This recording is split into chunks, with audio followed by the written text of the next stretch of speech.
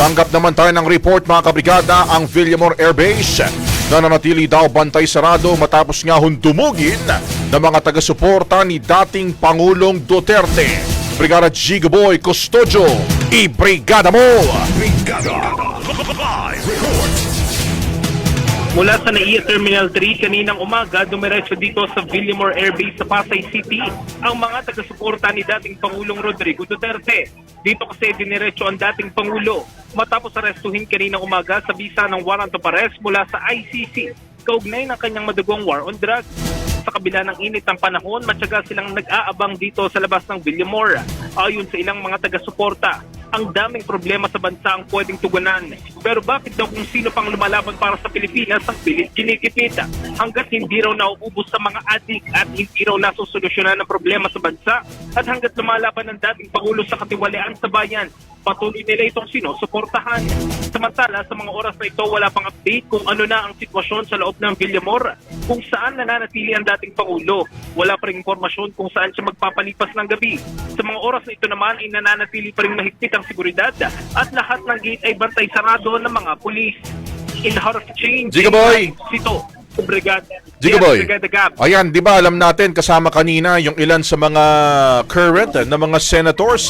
Nandyan sina Senator Christopher Bongo at yung iba pa mga senatoriables. Nandyan pa rin ba itong sina Senator Bongo? Tapos nandyan pa rin ba itong sina dating Executive Secretary Vic Rodriguez at iba pa?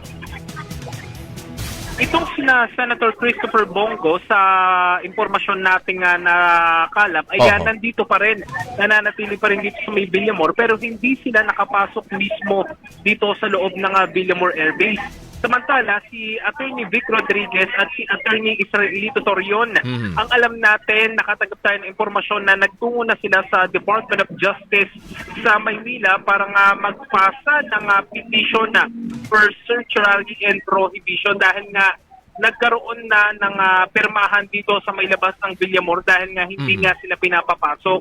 Pero ayon sa ngayon, sa mga oras na ito naman, dito sa Gate 2, mahigpit na rin yung seguridad. Marami na rin pulis yung mga nakabarikada dito.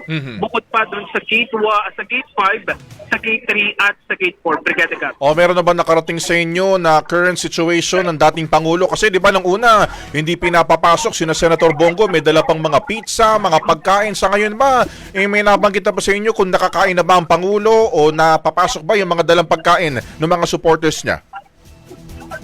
Nakakain na ang dating Pangulo, Brigada Gab, pero ngayon, yung hinggil sa update, wala pa tayong makuhang update kasi medyo limitado yung impormasyon eh. Oho. Hindi pa rin makapasok yung ilan sa mga kaalyado niya. Kaya medyo hirap tayong humanap dahil hindi rin naman tayo pinapapasok yung media. Oho. Pero kanina, ngayon lamang pala sa IG story ni Veronica Duterte o ni Kitty Kitty Duterte, Oo. may meron siyang IG story doon na mukhang yun na yung resulta ng naging check-up kanina ng Pangulo. Brigada Gab. Okay, sige. Patuloy tayong antabay dyan nga sa mga latest developments sa may Villamor Air Base. Maraming salamat, Gigaboy.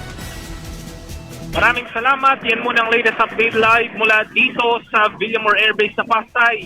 In Harap Changing Live dito si Brigada Gigo Custodio ng 105.1 Brigada News of Manila. The Music News Authority. Honda Brigada. Ang bahaging ito ay hatid sa atin ng DriveMax Herbal Capsule. Lalaking angat, tumatagal.